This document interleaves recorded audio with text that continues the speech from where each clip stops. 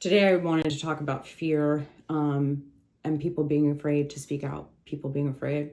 I was afraid for a year and I'm still terrified, but I at least want to say my piece. If the world's going to go to war, if a lot of things are going to happen, if we're going to get shot in the face, I'm going to say something about it.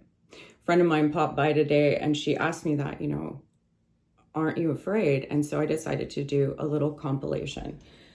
AOC, Alexandria Cortez, one of our wonderful, wonderful New York politicians and representatives. Oops, that was my little thing. So many people I know are scared, but they are hiding and not speaking up. How can we dissent and challenge without endangering ourselves? Well, I think that every person right now needs to make their own assessments, right? If you are an immigrant in this country and you are on a visa and your visa is very precarious and Marco Rubio and the administration has been like, don't do this, don't do that, you are far more vulnerable than a U.S. citizen. I think we can look around and look at the power that we have in a given moment. So much of our power right now is in witnessing, genuinely taking out your camera and filming interactions is very important, especially if ICE later on tries to claim that That was the one deal I made with myself, and that was the one thing I said to my friends and family this year. You don't have to go stand and get tear gas. And I understand we all have our limits. But the one deal I would like us all to make is that if we see something, we film it. You see something, you film it. That's why we have these iPhones. That's why we have all of this. And this is a time to document what is happening in this world. Now we're going to talk about how people use humor in their protests, because I wanted to take this a little more uplifting.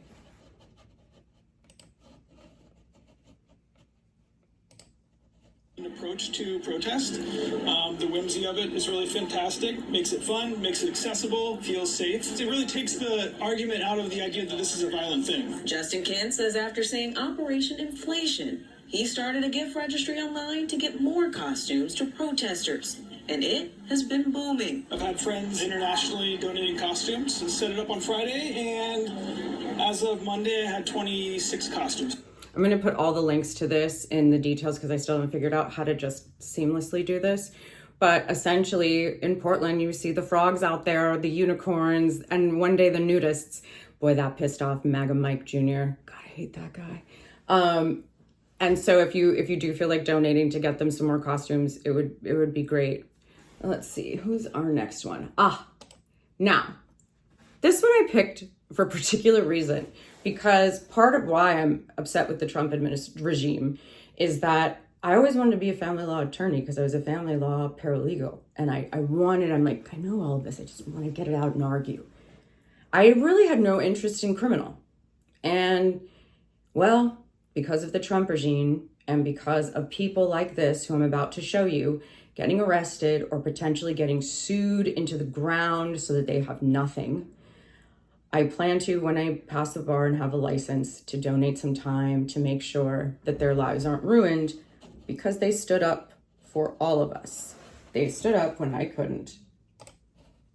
All around me are ICE agents, worn out faces, worn out places, blinded early to chase brown people. No expression, no expression. The tear gas going up there. No expression, no expression. I find it kind of fun. And this guy was thrown down on the ground, taken in. I think there were criminal charges. He might also being sued civilly, but he doesn't have the kind of money to put that up. And they know that. They know if they can't hold you and they can't keep you after they take you in and brutalize you, they're going to either sue you into the ground, you're going to have to pay someone for, or not have an attorney for. And that's terrifying. And that's something I plan to do. And I think lawyers should be standing up right now and representing people like this for free, because they're standing up for all of us. All right, let's see. Now, people are upset. And this was one of the things that Nicole Wallace from MS Now said regarding all of this. Rising tide of revulsion and conviction to resist efforts to militarize American cities. Not only do half of all Americans say that the shooting of Renee Nicole Good by an ICE agent was not justified, about a half, 47% of all Americans, say that ICE is making the country less safe.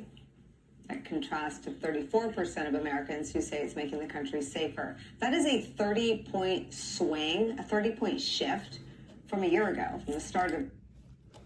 And I say this after I've looked at my feed today and saw how many people, there are the people that are literally helping shuttle their neighbors and hide them. There are the people who are getting pegged with, with the tear gas and the pepper spray, that are just getting beaten, and they're putting their physical body there for all of us. And it is important, but again, all of this is so much, and all of this is a lot. So I understand if you're afraid. I get it. I was afraid. I hid for a minute, and I'm not going to hide anymore. Bring it. My father raised me not to be afraid. He raised me to stand up for myself, and he raised me to stand up and do the right thing. And if that means what it means, then bring it on.